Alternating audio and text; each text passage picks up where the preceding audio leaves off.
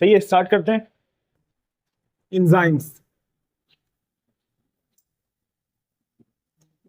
تو M D get میں اپنا نیا سلیبس, نیا چیپٹر اسٹارٹ کرتے ہیں, انزائمس. سب سے پہلے جو ورڈ انزائم ہے اس کا مطلب کیا ہے؟ ان side the asset. In side the asset. یہاں پہ این سے مراد ہے ان, اور زائم کا مطلب کیا ہوتا ہے؟ ایسٹ. صحیح ہے. تو انزائم کا نام انزائم کیوں رکھا گیا؟ کیونکہ سب سے پہلا انزائم کہاں سے ڈسکور ہوا تھا؟ ایسٹ سے, اور اس کا نام ہے ڈائسٹیز. کیا نام ہے؟ ڈائسٹیز. صحیح ہے. It is so named because the first enzyme was discovered from east, and the first enzyme that was discovered is diastase. تو یہ پہلا انزائم جو ڈسکور ہوا تھا وہ کون سا تھا؟ ڈائسٹیز تھا, ایسٹ سے. صحیح ہے, اسی لیے انزائم کا نام رکھ دیا گیا انزائم. اب اسٹارٹ میں یہ سمجھا جاتا تھا کہ تمام کے تمام انزائمز کون سے نیچر کے ہوتے ہیں؟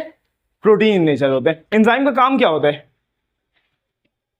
یہ اسپیڈ اپ کر دیتے ہیں کیمیکل ریئیکشن کو. They are bio catalyst.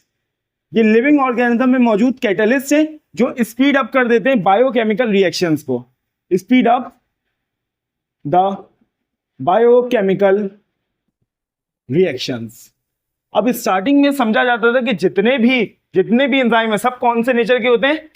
Protein in nature ہوتے ہیں. صحیح ہے. Previously it was assumed that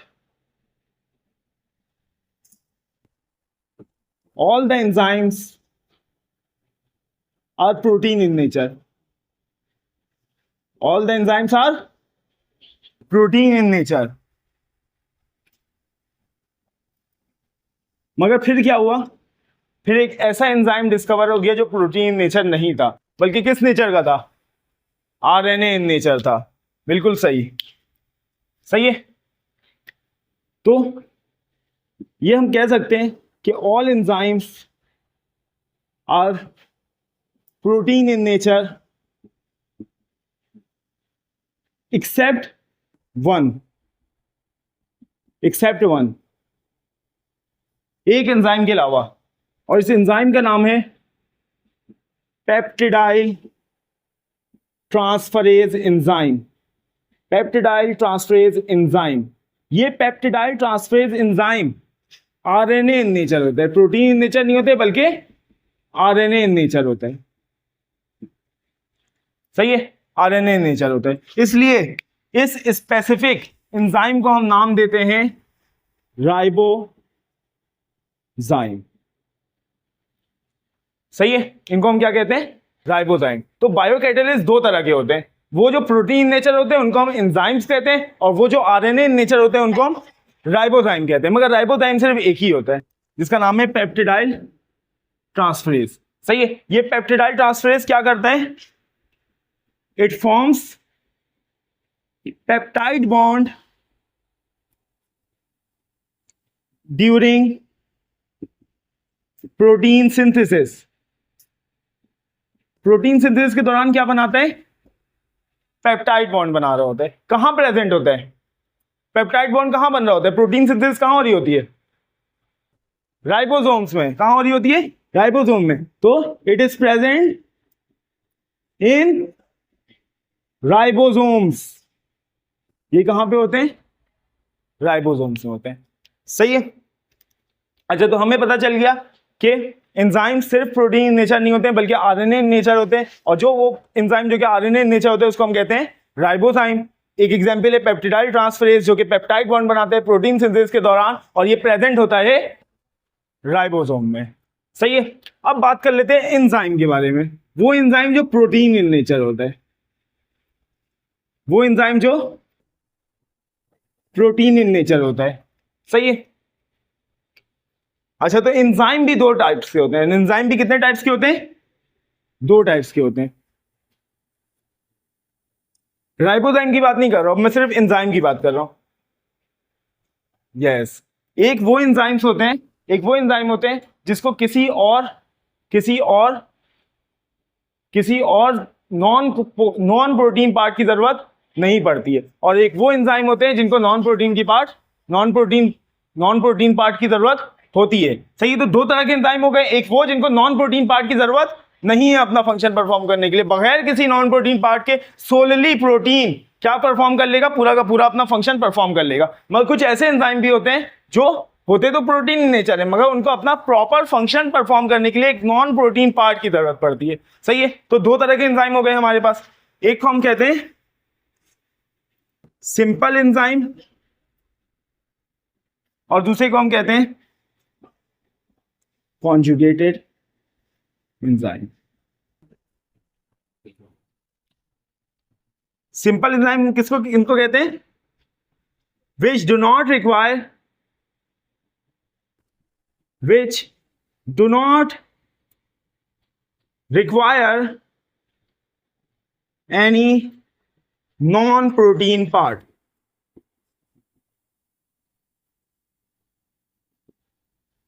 और conjugated protein किनको कहते हैं, which require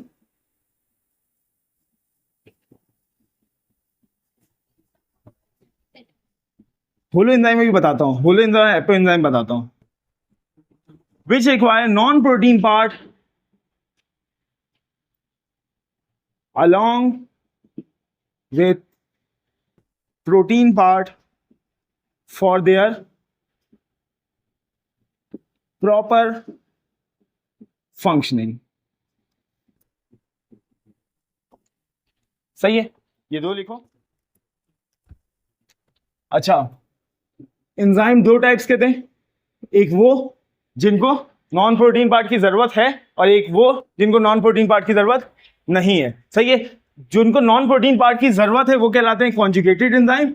सही है, और उनमें दो पार्ट्स होते हैं, एक प्रोटीन पार्ट होता है और एक नॉन प्रोटीन पार्ट होता है। एक होता है प्रोटीन पार्ट और एक होता है नॉन प्रोटीन पार्ट। पहले बात कर लेते हैं नॉन प्रोटीन पार्ट की बात कर लेते हैं पहले, सही, फिर प्रोटीन पार्ट की बात कर लेंगे।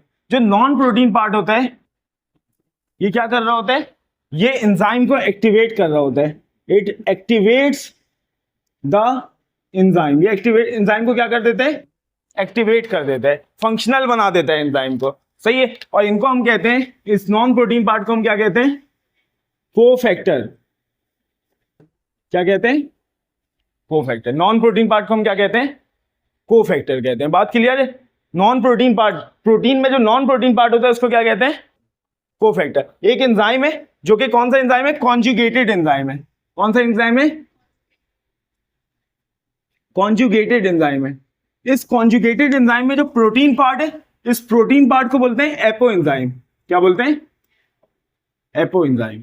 और नॉन प्रोटीन पार्ट को क्या बोलते हैं, कोफैक्टर। नॉन प्रोटीन पार्ट को क्या बोलते हैं, कोफैक्टर। प्रोटीन पार्ट को एपो एंजाइम और नॉन प्रोटीन पार्ट को कोफैक्टर। अभी बताता हूं होलो एंजाइम, अभी रुक जाओ, वेट करो। सही है, अब ये जो कोफैक्टर होते हैं ना, ये या तो इनऑर्गेनिक होते हैं या फिर ऑर्गेनिक होते हैं, या तो इनऑर्गेनिक होते हैं या फिर कैसे होते हैं, ऑर्गेनिक होते हैं। सही है, या इनऑर्गेनिक होते हैं या ऑर्गेनिक होते हैं। अगर ये इनऑर्गेनिक होंगे तो ये लूजली अटैच होंगे। कैसे होंगे, लूजली अटैच होंगे, और इनको हम कहेंगे एक्टिवेटर्स। क्या कहेंगे, एक्टिवेटर्स। सही है, मतलब इस प्रोटीन पार्ट से लूजली अटैच होंगे। क्लियर है। अगर ये ऑर्गेनिक होंगे तो दो हो सकते हैं, अगर ऑर्गेनिक होंगे तो दो हो सकते हैं, या तो लूजली अटैच हो सकते हैं या तो टाइटली अटैच हो सकते हैं। अगर लूजली अटैच होंगे तो हम कहेंगे कोएंजाइम। क्या कहेंगे, कोएंजाइम। और अगर टाइटली अटैच होंगे तो हम कहेंगे प्रोस्थेटिक ग्रुप। क्या कहेंगे, प्रोस्थेटिक ग्रुप। बिल्कुल सही। सही है, एक बार फिर रिपीट करता हूं, कॉन्जुगेटेड एंजाइम में प्रोटीन पार्ट भी होता है और नॉन प्रोटीन पार्ट भी होता है। कॉन्जुगेटेड एंजाइम के प्रोटीन पार्ट को कहते हैं एपो एंजाइम, और कॉन्जुगेटेड एंजाइम के नॉन प्रोटीन पार्ट को कहते हैं कोफैक्टर। ये कोफैक्टर इनऑर्गेनिक भी हो सकता है, ऑर्गेनिक भी हो सकता है। اگر انآرگینک ہوگا, لوزلی اٹیچ ہوگا, تو ہم اس کو کیا نام دیں گے, ایکٹیویٹر کہیں گے. اور یوز کر سکتے ہیں ہم ایک اور ورڈ ڈیٹیچیبل, کہ یہ آرام سے ڈیٹیچ ہو سکتے ہیں اپنے ایپو انزائم سے. ایپو انزائم سے کیا ہو سکتے ہیں, ڈیٹیچ ہو سکتے ہیں, ڈیٹیچیبل ہے. یہاں پہ بھی اگر آرگینک ہو تو دونوں کنڈیشن ہو سکتی ہے, آرگینک لوزلی اٹیچ بھی ہو سکتا ہے اور آرگینک ٹائٹلی اٹیچ بھی ہو سکتا ہے. لوزلی اٹیچ ہوگا تو کو انزائم, یا پھر اس کو ڈیٹیچیبل بھی کہہ سکتے ہیں, یعنی ڈیٹیچ ہو سکتا ہے اور اٹیچ ہو سکتا ہے. اور پروسٹیٹک گروپ انڈیٹیچیبل, آرگینک ہو اور انڈیٹیچیبل ہو, مطلب ٹائٹلی اٹیچ ہو, صحیح ہے, ڈیٹیچ نہ ہو پائے, تو ہم اس کو کیا کہیں گے, اس آرگینک کو فیکٹر کو پروسٹیٹک گروپ کہیں گے. صحیح, ایگزامپل دیکھ لیتے ہیں. اس کی ایگزامپل ہے انآرگینک آئنس ہوں گے, ظاہر سی بات ہے, انآرگینک کیا ہوں گے, آئنس ہوں گے. صحیح, تو کوئی بھی آئن ہو سکتا ہے, میگنیشیم ہو سکتا ہے, فیرس آئن ہو سکتا ہے, صحیح ہے, میگنیز ہو سکتا ہے, کوئی بھی آئن ہو سکتا ہے, صحیح, کوئی بھی آئن ہو سکتا ہے. اگر میگنیشیم کی بات کریں تو ایک ایگزامپل لکھ لو میگنیشیم کی, کہ magnesium is an activator for ہیکسوکائنیز enzyme. ہیکسوکائنیز enzyme, ہیکسوکائنیز enzyme کے بارے میں سنا ہے, گلوکوز کو گلوکوز 6 فاسفیٹ میں کنورٹ کرتا ہے ہیکسوکائنیز, کس کے دوران, گلائکولائسس کے دوران. صحیح ہے, ہیکسوکائنیز. تو اس کو ایکٹیویٹر کون سا چاہیے, میگنیشیم آئن. کیا چاہیے, میگنیشیم آئن. صحیح ہے, ہیکسوکائنیز کو, یس, ہیکسوکائنیز ایک کانجوگیٹڈ انزائم ہے. صحیح ہے, اس کے naan protein part protein part ایپو enzyme کو کیا چاہیے, ایک کو فیکٹر چاہیے. کیا چاہیے, ایک کو فیکٹر, اور وہ کو فیکٹر انآرگینک چاہیے, ایکٹیویٹر چاہیے, جو کیا ہے, میگنیشیم آئن ہے. صحیح ہے. اچھا, اس کے علاوہ آرگینک کی کو انزائم کی وہ دیکھ لو ایگزامپل. ایک انزائم ہے الکوہل ڈی ہائیڈروجینیز.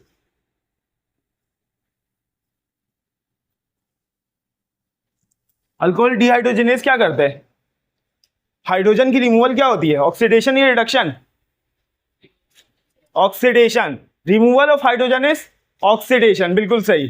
صحیح ہے, الکوہل کی کیا کر رہے ہیں ہم, آکسیڈیشن کر رہے ہیں. صحیح ہے, اس انزائم کے ذریعے. تو آکسیڈیشن کے بعد کیا بنے گا, الکوہل کی آکسیڈیشن کریں گے تو کیا بنے گا, ایلڈیہائیڈ بنے گا. کیا بنے گا, ایلڈیہائیڈ. یاد ہے نا, الکوہل کے آکسیڈیشن سے ایلڈیہائیڈ. صحیح ہے. تو الکوہل ڈی ہائیڈروجینیز انزائم کیا کر رہا ہوتا ہے, کیا کر رہا ہوتا ہے, الکوہل کی آکسیڈیشن کر رہا ہوتا ہے. الکوہل کی کیا کر رہا ہوتا ہے, آکسیڈیشن کر رہا ہوتا ہے, مطلب اس میں سے ہائیڈروجن کو ریموو کر رہا ہوتا ہے. اب اس کو چاہیے ایک کو انزائم. کیا چاہیے, ایک کو انزائم. صحیح ہے, اس کو ایک کو انزائم چاہیے اب ایکٹیویٹ ہونے کے لیے, اور لوزلی اٹیچ کو انزائم چاہیے. اس کو اپنے ساتھ لٹکا کے نہیں گھومنا ہے, اس کو انزائم کو صرف کام کروانا ہے اور پھر الگ ہو جانا ہے اس سے. صحیح ہے. تو اس کو کون سا کو انزائم چاہیے, NAD پازیٹیو.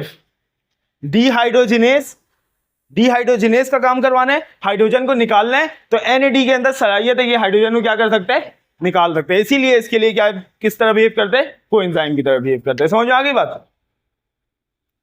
اچھا, اس کی ایگزامپل پروسٹیٹک گروپ کی, ہیم گروپ. اچھا, یہ تو الگ نہیں ہوتا ہے, یہ الگ نہیں ہوتا ہے. Ham group for cytochrome C. Cytochrome سی ایک انزائم ہے, کانجوگیٹڈ انزائم, اور اس کے لیے ہیم گروپ کیا ہے, اس کا پروسٹیٹک گروپ ہے. سمجھ میں آ گئی بات. ہیم گروپ اس کا پروسٹیٹک گروپ میں, تو سائٹوکروم سی کا کمپوننٹ ہے ہیم گروپ. کبھی بھی سائٹوکروم سی سے ہیم گروپ الگ نہیں ہوتا ہے, ہمیشہ اٹیچ رہتا ہے, انڈیٹیچیبل ہے. سمجھ میں آ گئی بات, کلیئر ہے. اتار لو اس کو.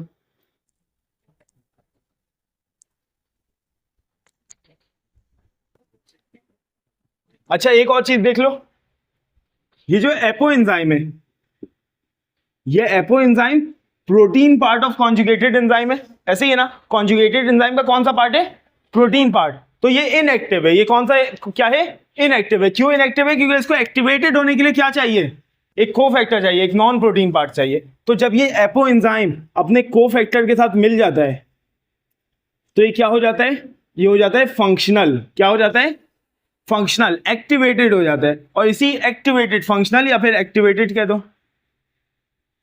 فنکشنل یا پھر ایکٹیویٹڈ, اسی ایکٹیویٹڈ انزائم کو کہتے ہیں ہولو انزائم.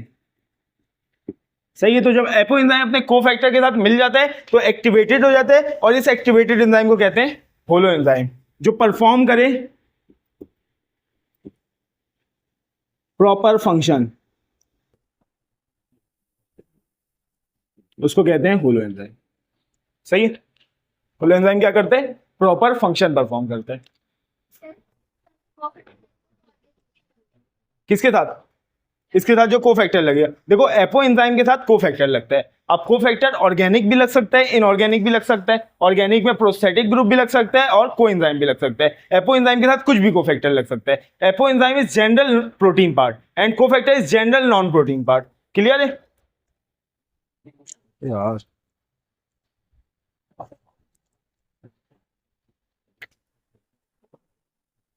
चलो, अब ये जो प्रोटीन था ना, अब या तो ये जो प्रोटीन होता है एंजाइम में, जो प्रोटीन होता है, सही है, अगर ये कॉन्जुगेटेड एंजाइम का प्रोटीन होगा तो ये एपो एंजाइम होगा, वरना टोटल पूरा एंजाइम होगा. सही है.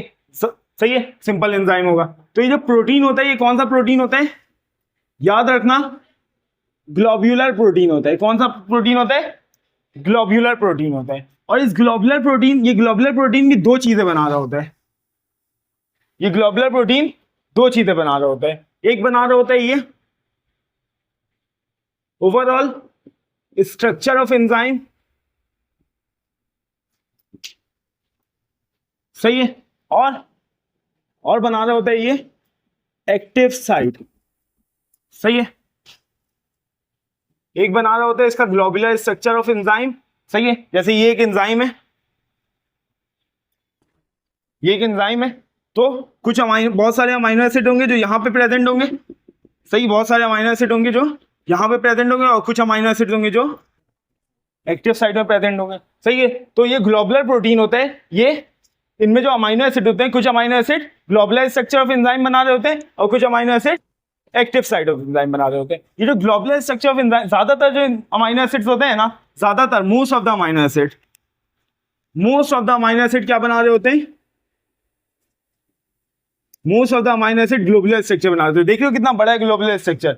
सही है. तो most of the amino acid यहीं पे होता है और बहुत थोड़े से अमाइनो एसिड होते हैं जो यहाँ पे क्या बना रहे होते हैं? एक्टिव साइट बना रहे होते हैं. तो only few amino acid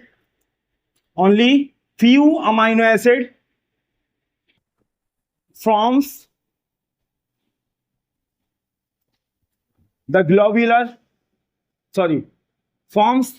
the active site. थोड़े से अमाइनो एसिड क्या बना रहे होते हैं?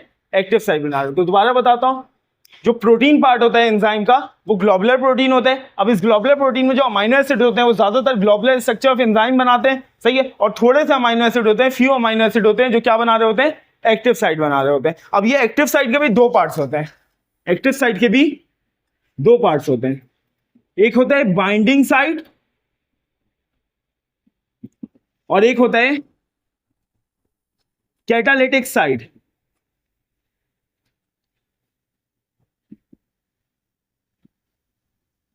एक होता है बाइंडिंग साइट और एक होता है कैटालिटिक साइट. दो साइट होते हैं इसी एक्टिव साइट में. दो साइट्स होते हैं, बाइंडिंग साइट और कैटालिटिक साइट. बाइंडिंग साइट क्या करता है एक्टिव साइट का? एक्टिव साइट में दो साइट्स होते हैं, binding site and catalytic site. Active site का जो बाइंडिंग साइट होता है ये रिकॉग्नाइज करता है, रिकॉग्नाइज द सबस्ट्रेट. सबस्ट्रेट को रिकॉग्नाइज करता है कि ये वही स्पेसिफिक सबस्ट्रेट है जिसको एंजाइम के साथ बाइंड होना था या कोई और सबस्ट्रेट है. क्लियर है. और कैटालाइटिक साइट क्या करता है? कैटेलाइज द रिएक्शन को कैटेलाइज करता है. सही है. अच्छा, ये जो बाइंडिंग साइट होता है ना, ये एंजाइम और सबस्ट्रेट को मिला रहा होता है, बाइंड करवा रहा होता है. तो ये बना रहा होता है, it forms enzyme substrate complex. Enzyme substrate complex बना रहा होता है बाइंडिंग साइट. और कैटालिटिक साइट क्या बना रहा होता है? Enzyme product complex. Enzyme substrate complex होते हैं. ये देखो, ये सबस्ट्रेट आया और इसके साथ बाइंड हो गया. दो सबस्ट्रेट आया और इसके साथ बाइंड हो गया. सही है. अब बाइंड हो गया, बाइंडिंग साइट ने बाइंड करवाया इसको. अब क्या बन गया? ये क्या है? Enzyme substrate complex. सही है. अब ये एंजाइम सबस्ट्रेट कॉम्प्लेक्स था. कैटालिटिक साइट रिएक्शन को परफॉर्म कर देगा और ये enzyme substrate complex enzyme product complex में कन्वर्ट हो जाएगा. तो एंजाइम प्रोडक्ट कॉम्प्लेक्स कौन बना रहा होता है? कैटालिटिक साइड, और enzyme substrate complex binding side. Clear हो गई ये बात? चलो अभी स्टार्ट करते हैं। कैरेक्टरिस्टिक्स ऑफ एंजाइम, एंजाइम्स की कैरेक्टरिस्टिक्स। सबसे पहला character, most of the enzymes are protein in nature. दूसरा, some enzymes require, अच्छा राइबोजाइम की बात नहीं कर रहे हैं, एंजाइम ही की बात कर रहे हैं, सही है। some enzyme require non protein part for its proper functioning.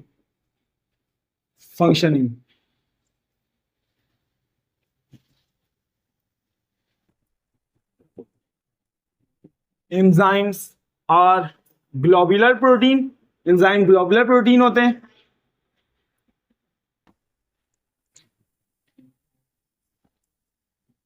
सही है, of high molecular weight। और कोई प्रॉपर्टी? एंजाइम, हाँ सही है। अब मैं लिख रहा हूं, पहले वो लिखूंगा फिर। हाँ सही, पहले ये लिख लो। enzymes are much larger than the substrate। Enzyme substrate से काफी बड़े होते हैं, सबस्ट्रेट इनके मुकाबले में काफी छोटा होता है, सही है। Enzyme has a specific site for binding of substrate। Enzyme के पास स्पेसिफिक साइट होता है सबस्ट्रेट को बाइंड करने के लिए, and that specific site is known as, and that specific site is known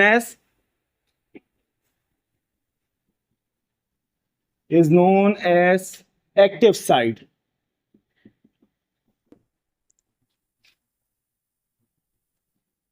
enzymes are specific in nature, which means enzyme बहुत specific होते हैं, बहुत मखसूस होते हैं अपने नेचर में। इसका मतलब क्या है? Only specific substrate can bind to specific enzyme. Enzyme बहुत स्पेसिफिक होते हैं, बहुत मखसूस होते हैं अपने नेचर में, इसलिए सिर्फ कोई खास सबस्ट्रेट ही एक मखसूस एंजाइम के साथ क्या हो सकता है? बाइंड कर सकता है। उसके अलावा कोई दूसरा सबस्ट्रेट उसके साथ बाइंड नहीं कर सकता। क्या कह रही थी तुम?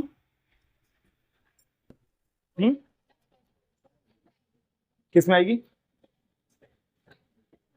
हाँ ये रहा ना, enzyme has a specific site for binding of substrate. Enzyme के पास एक स्पेसिफिक जगह होती है सबस्ट्रेट को अपने साथ बाइंड करने के लिए, और वो स्पेसिफिक जगह क्या कहलाती है? एक्टिव साइट कहलाती है, सही है। Yes, enzymes are thermolabile,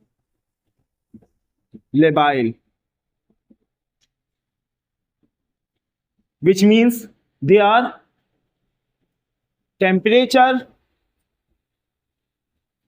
sensitive। Temperature sensitive होते हैं। They work maximum on optimum temperature, that is 37 degrees centigrade। yes factors में भी आता है, कैरेक्टरिस्टिक्स में भी आता है, सही है। एंजाइम थर्मोलेबाइल होते हैं, इसका मतलब क्या है, इसका मतलब ये है कि टेम्परेचर सेंसिटिव होता है, अगर टेम्परेचर को बढ़ाएं या कम करें तो क्या होगा, एंजाइम की एक्टिविटी पे फर्क पड़ेगा, असर पड़ेगा। और क्या असर पड़ेगा, ये factors affecting rate of enzyme में देखेंगे, सही है। एंजाइम मैक्सिमम वर्क करते हैं अपने ऑप्टिमम टेम्परेचर पे, और एंजाइम का ऑप्टिमम टेम्परेचर क्या है, 37 डिग्री सेंटीग्रेड, सही है। enzymes remain unchanged during and after the reaction.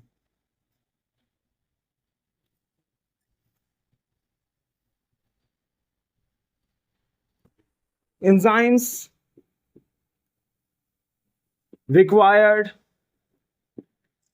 Enzymes unchanged रहते हैं ड्यूरिंग और आफ्टर रिएक्शन, मतलब एंजाइम पे कोई असर नहीं पड़ता है रिएक्शन का, सिर्फ सबस्ट्रेट किस में कन्वर्ट हो जाता है, प्रोडक्ट में कन्वर्ट हो जाता है। एंजाइम से उसको कोई भी फर्क, एंजाइम का उससे कोई भी फर्क नहीं पड़ता,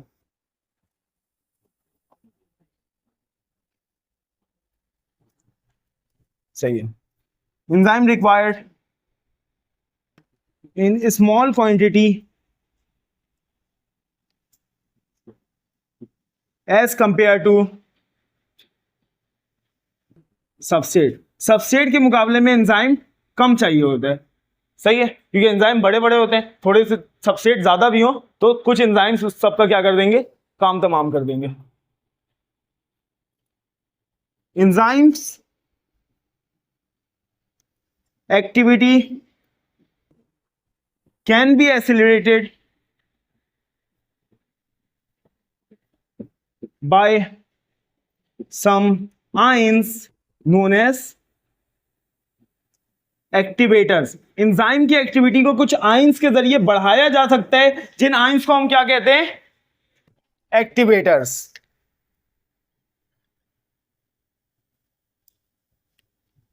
enzymes activity can be retarded by some substance known as inhibitor।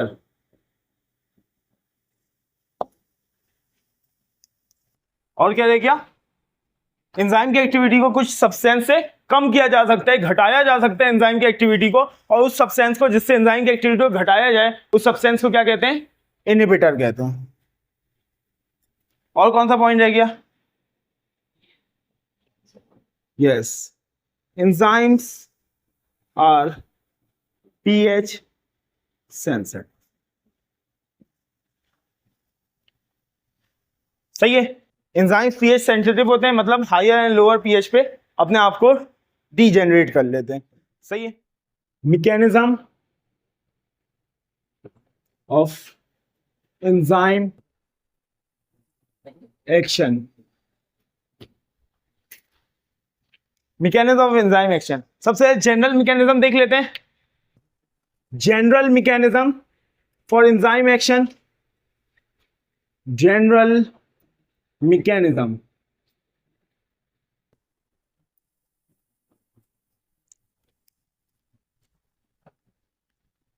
General mechanism क्या है, एक एंजाइम होगा अलग से और एक सबस्ट्रेट होगा, सही है।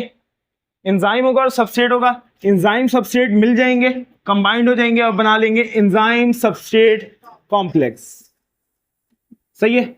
और फिर ये एंजाइम सबस्ट्रेट कॉम्प्लेक्स कन्वर्ट हो जाएगा इनटू एंजाइम प्रोडक्ट कॉम्प्लेक्स में, और ये एंजाइम प्रोडक्ट कॉम्प्लेक्स से एंजाइम अलग हो जाएगा और प्रोडक्ट अलग हो जाएंगे। समझ में आ गई बात? अच्छा, अब मुझे ये बताओ कि एंजाइम सबस्ट्रेट कॉम्प्लेक्स बनाने का जिम्मेदार कौन है? Binding site of active site of enzyme, binding site of active site of enzyme. Enzyme के एक्टिव साइट का बाइंडिंग साइट जो है वो क्या करता है? एंजाइम सबस्ट्रेट कॉम्प्लेक्स बनाता है। और एंजाइम सबस्ट्रेट कॉम्प्लेक्स को ब्रेक कौन करता है? Catalysing site. अगर एमसीक्यूज आए कि who break the enzyme substrate complex, तो अब भी कौन आएगा?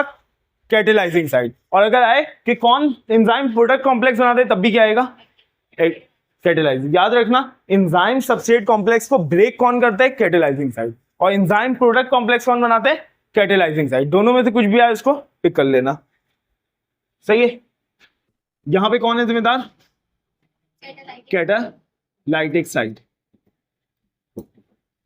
ये है जनरल मैकेनिज्म. अब फर्दर मैकेनिज्म को समझने के लिए हम दो मॉडल्स को पढ़ेंगे. वन इज लॉक एंड की मॉडल. लॉक एंड की model. And another one is induce fit model. बहुत आसान सी बात है. देखो सबसे पहले ये किसने दिया था? एमिल. उसने बाद में इसको मॉडिफाई किया था. सही है. दिया एमिल फिशर ने था. Induce fit model Koshland. सही है. ये पता चल गया. अब मैं एक ओवरव्यू देता हूं फिर याद क्या रखनी है वो बताता हूं. देखो लॉक एंड की मॉडल कहता है कि एंजाइम लॉक है. एंजाइम लॉक है और सबस्ट्रेट की है. जैसे एक पर्टिकुलर लॉक एक पर्टिकुलर की के अलावा नहीं खुलता है. सही है. एक पर्टिकुलर लॉक सिर्फ एक पर्टिकुलर की से खुलता है. एक स्पेसिफिक लॉक स्पेसिफिक की से खुलता है. एक खास लॉक एक मखसूस चाबी से खुलता है. उसी तरीके से एक स्पेसिफिक एंजाइम एक स्पेसिफिक सबस्ट्रेट से ही एक्टिवेट होता है, किसी और सबस्ट्रेट से एक्टिवेट नहीं होता है. सही है. तो जिस तरह लॉक के एक स्पेसिफिक लॉक के लिए एक स्पेसिफिक की चाहिए, उसी तरीके से एक स्पेसिफिक एंजाइम को एक्टिवेट करने के लिए एक स्पेसिफिक सबस्ट्रेट चाहिए. सही है. ये कहता है ये बात तो समझ में आ गई कि for a specific enzyme there should be a specific substrate like a specific lock is only unlocked by a specific key. सही है. ये कहता है इंड्यूस फिट लॉक एंड की मॉडल. अब ये लॉक एंड की मॉडल के मुताबिक एंजाइम है एक rigid structure. Enzyme is a rigid structure. Enzyme is a rigid structure और वो किसी किस्म के भी enzyme is a rigid structure और ये किसी किस्म का भी कॉम्प्रोमाइज नहीं करता है. अगर सबस्ट्रेट का शेप थोड़ा सा भी चेंज होगा, जैसे लॉक अगर की का शेप थोड़ा सा भी चेंज हो तो वो उस की का एक्सेप्ट नहीं करेगा. उसी तरीके से ये कहता है कि एंजाइम एक रिजिड स्ट्रक्चर है और अगर सबस्ट्रेट थोड़ा सा भी चेंज हो वो सबस्ट्रेट को एक्सेप्ट नहीं करेगा. मगर कोशलैंड उसके अपोजिट ये कहता है कि when a substrate bind to an enzyme, जब एक सबस्ट्रेट एंजाइम से बाइंड होता है, एंजाइम एक्टिव साइट एंजाइम का जो एक्टिव साइट होता है अंडरगो कन्फॉर्मेशनल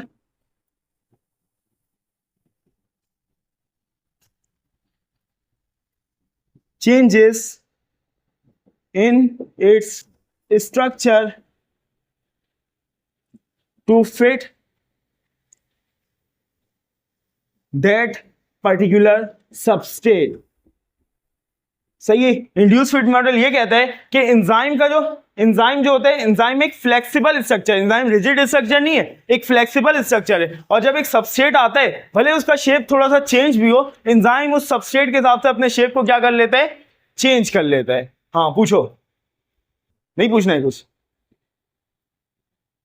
सही है. चेंज कर लेता है. तो ये हमारे पास लॉक एंड की मॉडल क्या कहते हैं? Enzyme is a rigid structure. मगर इंड्यूस फिट मॉडल कहते हैं कि enzyme is a flexible structure. Enzyme एक फ्लेक्सिबल स्ट्रक्चर है. Enzyme is a flexible structure. अब बताओ कौन सा मॉडल सही है? लॉक एंड की मॉडल भी सही है, इंड्यूस फिट मॉडल भी सही है. कुछ एंजाइम्स ऐसे हैं जिनके ऊपर लॉक एंड की मॉडल अप्लाई होता है, जैसे कि सक्रेस सक्रेज सिर्फ और सिर्फ अपने साथ सक्रोज को बाइंड करेगा और सक्रोज को तोड़ेगा। माल्टोज आ जाए, लैक्टोज आ जाए, कुछ भी आ जाए, उसको अपने साथ बाइंड करेगा नहीं। हालांकि थोड़ी सी चेंजेस होगी, थोड़ी सी अपने अंदर नरमी पैदा करे तो उसको बाइंड कर ले, मगर ये थोड़ा सा भी कॉम्प्रोमाइज नहीं करेगा, क्योंकि ये इसके ऊपर सक्रेज के ऊपर कौन अप्लाई होता है? लॉक एंड की मॉडल। अच्छा, अब कुछ ऐसे एंजाइम्स होते हैं ना जो अपने अंदर थोड़ी सी नरमी रखते हैं, सही है, मतलब वो बहुत सारे रिएक्शन परफॉर्म कर रहे होते हैं, सही है। जैसे एक एंजाइम है जो हीमोग्लोबिन को ऑक्सीजन के साथ बाइंड करके ऑक्सी हीमोग्लोबिन बनाता है, कार्बन डाइऑक्साइड को वाटर से रिएक्ट करवा के कार्बोनिक एसिड बनाता है। उस एंजाइम का नाम है, यहां पे लिखता हूं, कार्बोनिक एनहाइड्रेस। ये थोड़ा सा फ्लेक्सिबल है, ये डिफरेंट सबस्ट्रेट को भी अपने साथ बाइंड कर लेता है, सही है। थोड़े बहुत डिफरेंट सबस्ट्रेट, मतलब है स्पेसिफिक 3-4 ही सबस्ट्रेट को बाइंड करता है, मगर थोड़ी बहुत अपने एक्टिव साइट में वो दिखाता है, थोड़ी सी फ्लेक्सिबिलिटी दिखाता है और 2-3 सबस्ट्रेट के लिए जगह पैदा कर लेता है। तो इसके ऊपर कौन सा अप्लाई होता है? Induced fit model. तो दोनों सही है, बस डिपेंड करता है एंजाइम टू एंजाइम।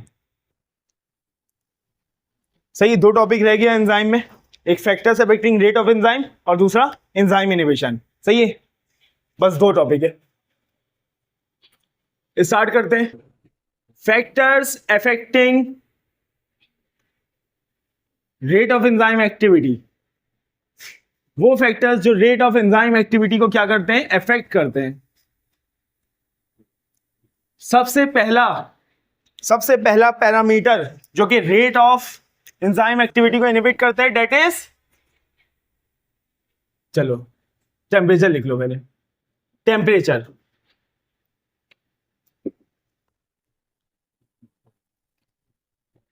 सही है, एक ग्राफ के जरिए समझते हैं टेम्परेचर का effect rate of enzyme activity में। ये ग्राफ बनाया है, इसमें वाई एक्सिस पे हमने लिया एंजाइम की एक्टिविटी, और एक्स एक्सिस पे हमने लिया टाइम, सॉरी टेम्परेचर। हाँ,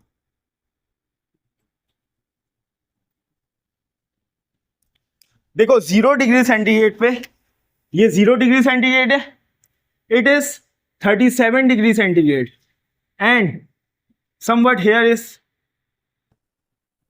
100 degree centigrade, कर लो कोई बात नहीं, सही है, somewhat here is 100 degree centigrade। अब 0 डिग्री सेंटीग्रेड पे एंजाइम की एक्टिविटी क्या होती है? मिनिमम होती है, सही है। कितनी होती है? मिनिमम होती है।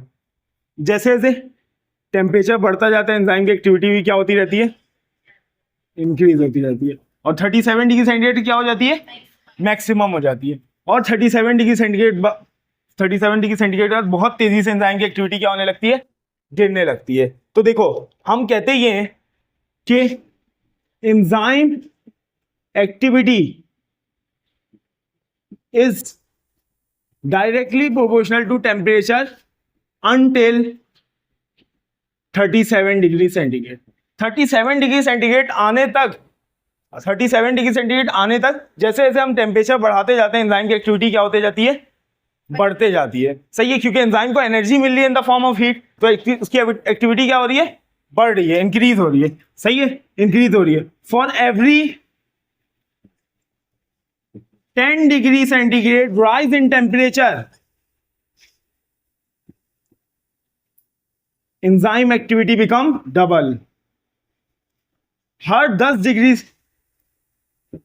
बिकम डबल, हर 10 डिग्री सेंटीग्रेड राइज होने पे, हर 10 डिग्री सेंटीग्रेड बढ़ने पे एंजाइम की एक्टिविटी क्या हो जाती है? पहले के मुकाबले में डबल हो जाती है। मगर कब तक? 37 डिग्री सेंटीग्रेड तक। हालांकि रिएक्शन, देखो रिएक्शन को चाहिए हीट, रिएक्शन को चाहिए एनर्जी ऑफ एक्टिवेशन, सही है। तो जितनी हीट मिले उतना अच्छा है, एंजाइम के लिए उतना अच्छा है। फिर क्यों बाद में जाके 37 डिग्री सेंटीग्रेड के बाद ऑप्टिमम, 37 डिग्री सेंटीग्रेड को हम कहते हैं it is the optimum temperature. तो ऑप्टिमम टेम्परेचर के बाद क्यों नीचे आ रही है? क्यों एंजाइम का चार्ट नीचे आ रहा है? क्यों एक्टिविटी कम हो रही है?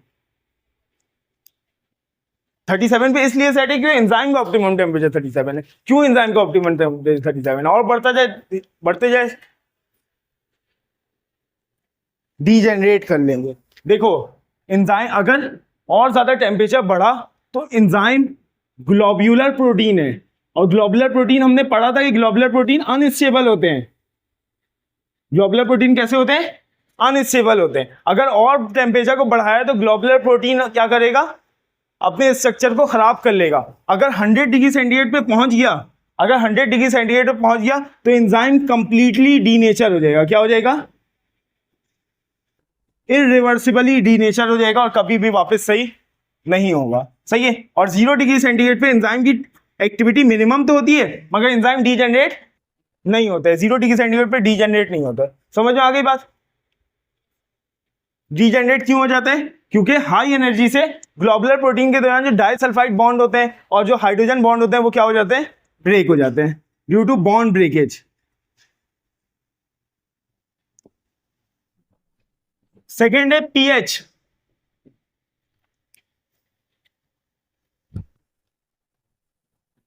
انزائم پی ایچ کے لیے بھی سینسیٹیو ہوتا ہے.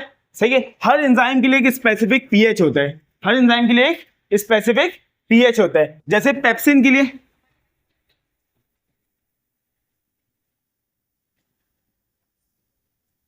صحیح ہے.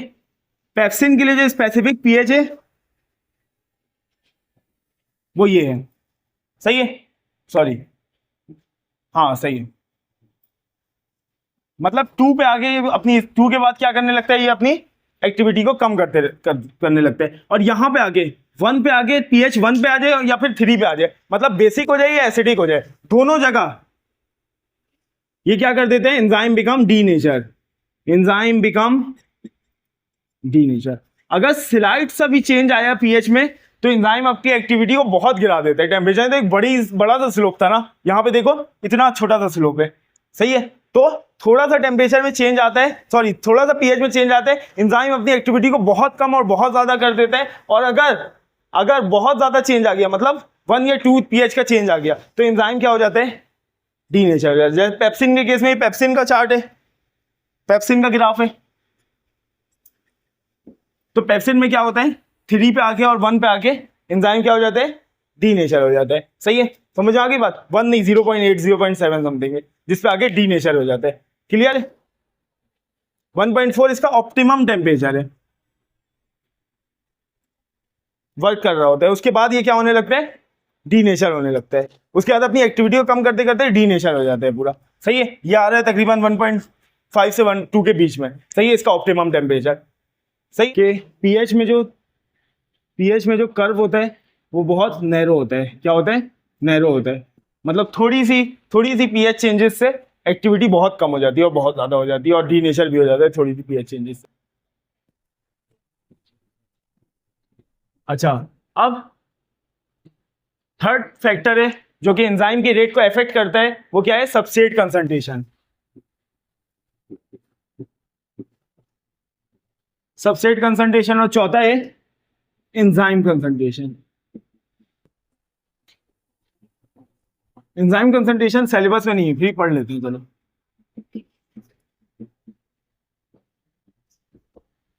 Substrate concentration, enzyme activity is directly proportional to substrate concentration. صحیح ہے. انزائم جیسے جیسے سبسٹریٹ کی کنسنٹریشن بڑھتی جائے گی, انزائم کی ایکٹیویٹی بھی بڑھتی جائے گی. اس طرح یہ انزائم کی ایکٹیویٹی ہے.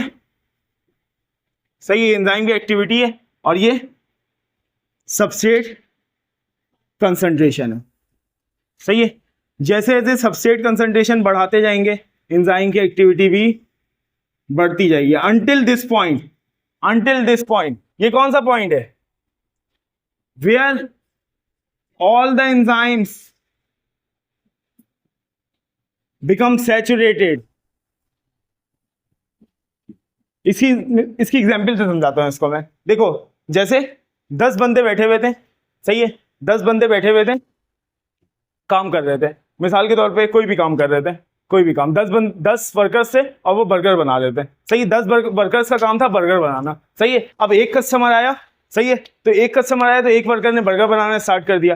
صحیح ہے. تو برگر بن رہے, برگر پروڈکٹ ہے, برگر بن رہا ہے تھوڑا سا سلو. صحیح ہے. اگر ہم کسٹمر کو بڑھا دیں تو کیا ہوگا؟ برگر زیادہ بننے لگیں کہ 9 ایسی بیٹھے ہوئے, تو ایک اور کسٹمر آ جائے تو برگر اور زیادہ بننے لگیں. یعنی ان ورکرز کی ایفیشنسی کیا ہو گئی؟ بڑھ گئی. ان ورکرز کا کام بڑھ گیا, ان کی ایکٹیویٹی بڑھ گئی. ایک اور سبسٹریٹ آ جائے, ایک اور کسٹمر آ جائے گا, تیسرا ورکر بھی کام کرنے لگے گا. صحیح ہے. तो और बढ़ जाएगी उसकी एक्टिविटी, वर्कर्स की एक्टिविटी और बढ़ गई। ऐसे ही करते करते जब 11वां कस्टमर आएगा तो अब 10 के 10 कस्टमर क्या कर रहे हैं, सर्व, 10 के 10 वर्कर्स कस्टमर्स को सर्व कर रहे हैं। अब जब 11वां कस्टमर आ गया उसको खड़ा होना ही पड़ेगा, अब वो मजीद एक्टिविटी वर्कर की नहीं बढ़ा सकता। पहले तो जो जो आते जाता है वर्कर की एक्टिविटी बढ़ाते जा रहा था, अब 11वां आएगा तो वर्कर की एक्टिविटी नहीं बढ़ा पाएगा। इसी तरीके से बहुत सारे एंजाइम्स थे, एंजाइम की कंसंट्रेशन बहुत ज्यादा थी, सही है, सबस्ट्रेट आते गए और एंजाइम उनको पेटलाइज करते रहा, रेट ऑफ प्रोडक्ट फॉर्मेशन बढ़ती गई बढ़ती गई बढ़ती गई until all the enzymes become saturated with substrate. जब तक सारे एंजाइम्स किससे सैचुरेटेड ना हो गए हो, सबस्ट्रेट से। जब सारे एंजाइम सबस्ट्रेट से सैचुरेटेड हो गए, अब कोई भी एंजाइम की एक्टिव साइट खाली नहीं है, तो अब जितने भी सबस्ट्रेट आ जाए, जितना सबस्ट्रेट बढ़ाते चले जाओ बढ़ाते चले जाओ, एंजाइम की एक्टिविटी इतनी ही रहेगी, सही है, इससे नहीं बढ़ सकती, सही है। जैसे 10 कस्टमर से तो 10 बर्गर पर सेकंड की स्पीड से अगर वो बना रहे हैं तो 10 बर्गर पर सेकंड की स्पीड से बढ़ नहीं सकती, जितने भी कस्टमर आ जाए, सही है। समझ में आ गई बात, क्लियर है? किस पे? हाँ, जितने एंजाइम की कंसंट्रेशन जितनी होगी ना, अगर ज्यादा एंजाइम होंगे तो बहुत ज्यादा सबस्ट्रेट आने के बाद रुकेगा, सही है, मगर एंजाइम थोड़े से होंगे तो फौरन सब सारे एक्टिव साइट वो हो जाएंगे, बिजी हो जाएंगे। अब जितना भी सबस्ट्रेट बढ़ाते जाओ एंजाइम की एक्टिविटी बढ़ेगी नहीं, कि एक्टिव साइट तो सारे वो हो गए। एंजाइम इनहिबिशन मतलब एंजाइम की एक्टिविटी को डिक्रीज करना, सही है। एंजाइम इनहिबिशन के लिए हमारे पास एंजाइम इनहिबिटर्स होते हैं, सही है। कुछ होते हैं रिवर्सिबल इनहिबिटर और कुछ होते हैं इरिवर्सिबल इनहिबिटर। रिवर्सिबल इनहिबिटर को हम रिवर्स कर सकते हैं, मतलब उन इनहिबिटर की इफेक्ट, अगर रिवर्सिबल इनहिबिटर एंजाइम की एक्टिविटी को इनहिबिट करें, डिक्रीज करें, तो हम उसको क्या कर सकते हैं, रिवर्स कर सकते हैं, मतलब दोबारा से एंजाइम को वर्किंग स्टेट में ला सकते हैं। मगर अगर इरिवर्सिबल एंजाइम अगर बाइंड कर जाए, अगर इरिवर्सिबल इनहिबिटर बाइंड कर जाए एंजाइम के साथ, तो क्या होगा, दोबारा वो एंजाइम वर्किंग स्टेज में नहीं आएगा, सही है, इरिवर्सिबली बाइंड हो जाएगा, सही। दोबारा मिसाल नहीं दूंगा। अच्छा, इनहिबिटर, ये जो इनहिबिटर होते हैं इरिवर्सिबल इनहिबिटर, ये स्ट्रॉन्ग बॉन्ड बनाते हैं किसके साथ, एंजाइम के साथ, सच एज कोवेलेंट बॉन्ड, और वो दोबारा कभी भी अलग नहीं होते, वो एंजाइम क्या हो जाते हैं, बेकार हो जाते हैं, सही है, वो एंजाइम बेकार हो जाते हैं। जैसे कि साइनाइड, सही है, साइनाइड भी इरिवर्सिबल इनहिबिटर की तरह बिहेव करता है, सही है। अब रिवर्सिबल इनहिबिटर में आ जाते हैं। रिवर्सिबल इनहिबिटर 3 टाइप के होते हैं, competitive, non competitive, uncompetitive. Competitive उन रिवर्सिबल इनहिबिटर को बोलते हैं जो सबस्ट्रेट से सिमिलर होते हैं, सबस्ट्रेट के जैसे होते हैं, और एक्टिव साइट पे कंपटीशन करते हैं सबस्ट्रेट के साथ, सही है, और इस तरह इनहिबिट करते हैं एक्टिव साइट पे बाइंड होके, सही है। एक्टिव साइट पे बाइंड होके क्या करते हैं, एंजाइम की एक्टिविटी को इनहिबिट करते हैं। नॉन कॉम्पिटिटिव डिसिमिलर होते हैं, मतलब सबस्ट्रेट के जैसे नहीं दिखते हैं, और बाइंड करते हैं, bind to a site away from the active site, एक साइट से बाइंड करते हैं जो एक्टिव साइट से दूर होती है, जिस साइट को हम कहते हैं एलोस्टेरिक साइट, बिल्कुल सही।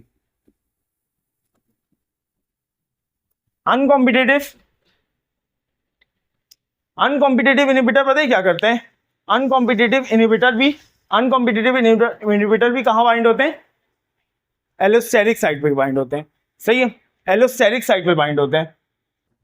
मगर अनकॉम्पिटिटिव इनहिबिटर और नॉन कॉम्पिटिटिव इनहिबिटर में क्या फर्क है, कौन, हाँ, अनकॉम्पिटिटिव इनहिबिटर जो होते हैं ना, अनकॉम्पिटिटिव इनहिबिटर वो एंजाइम के साथ बाइंड नहीं होते। देखो, अनकॉम्पिटिटिव नॉन कॉम्पिटिटिव दोनों बाइंड कहां पे होते हैं, एलोस्टेरिक साइट पे। कहां बाइंड होते हैं, एलोस्टेरिक साइट पे बाइंड होते हैं, सही है।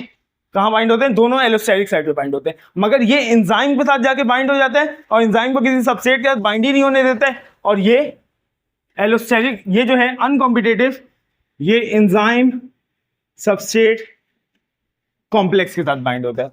किसके साथ बाइंड होता है, एंजाइम सबस्ट्रेट कॉम्प्लेक्स, मतलब ये एंजाइम सबस्ट्रेट कॉम्प्लेक्स बना, एंजाइम सबस्ट्रेट कॉम्प्लेक्स बना। अब ये किसमें कन्वर्ट होगा, एंजाइम प्रोडक्ट कॉम्प्लेक्स में। किसमें कन्वर्ट होगा, एंजाइम प्रोडक्ट कॉम्प्लेक्स में। तो अचानक से एक अनकॉम्पिटिटिव इनहिबिटर आते हैं और आगे इसके साथ बाइंड हो जाता है। अब एक्टिव साइट पे तो पहले से सबस्ट्रेट बाइंड हुआ है, तो ये कहां पे बाइंड हो जाता है, एलोस्टेरिक साइट पे, सही है। अब एलोस्टेरिक साइट पे बाइंड हो गया, अब ये क्या करता है, ये एक नया कंपाउंड बना लेता है और जो प्रोडक्ट बनने वाला था वो प्रोडक्ट नहीं बनता है, सही है। ये अनकॉम्पिटिटिव इनहिबिशन की एग्जांपल है।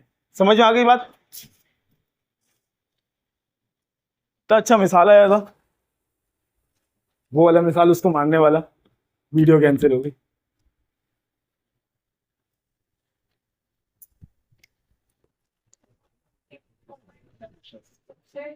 एंजाइम सबस्ट्रेट कॉम्प्लेक्स, हाँ मतलब क्या नॉन कम्पिटिटिव उस वक्त बाइंड होगा जब एंजाइम खाली बैठा होगा इस तरह, ये देखो ये एंजाइम खाली बैठा हुआ है इस तरह सबस्ट्रेट के इंतजार में, सही है। या आगे पीछे से बाइंड, ये सबस्ट्रेट यहाँ पे बाइंड होगा, एक यहाँ पे बाइंड होगा, या आगे पीछे से यहाँ से अटैच होगा, जिसकी वजह से इसका शेप खराब हो जाएगा एंजाइम का, सही। अब ये वापस निकलेगा, शेप वापस सही हो जाएगा, रिवर्सिबल है।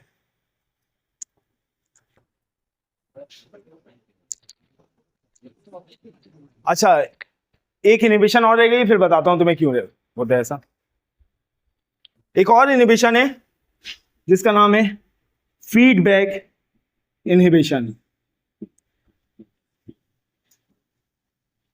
फीडबैक इनहिबिशन, ये जो फीडबैक इनहिबिशन होती है ये कैसे होती है, ये देखो ये एक सबस्ट्रेट है, ये कन्वर्ट होता है किसमें, प्रोडक्ट में। अब होता पता है क्या है, जब प्रोडक्ट ज्यादा जमा हो जाते हैं, बहुत ज्यादा जमा हो जाते हैं, तो ये प्रोडक्ट ही क्या कर देते हैं, ये जो एंजाइम ऊपर बैठा होता है इस एंजाइम को इनहिबिट कर देते हैं, सही है। मतलब जैसे मैं यहाँ बैठा हुआ हूँ, सही है, बर्गर प्रोडक्शन हाउस में, सही है, मैं बैठा हुआ हूँ, सही, और मैं कस्टमर को बर्गर्स दे रहा हूँ, अंदर से बर्गर्स बन के आ रहे हैं, सही है। अब क्या होगा, अब बर्गर्स जब बहुत ज्यादा मेरे पास बन जाएंगे तो मैं क्या करूंगा, मैं पीछे से फीडबैक दूंगा पीछे कि बर्गर्स बहुत ज्यादा हो गए, अब बर्गर्स बनाना बंद कर दो। तो ये फीडबैक के जरिए मैं इनहिबिट कर दूंगा, रोक दूंगा, सही है, फीडबैक के जरिए बर्गर बनने का अमल रोक दूंगा। इसी तरीके से फीडबैक इनहिबिशन में क्या होता है, प्रोडक्ट जब ज्यादा हो जाता है, अब प्रोडक्ट की मजीद जरूरत नहीं है, बहुत ज्यादा हो गया प्रोडक्ट, तो ये एंजाइम को इनहिबिट कर देता है प्रोडक्ट।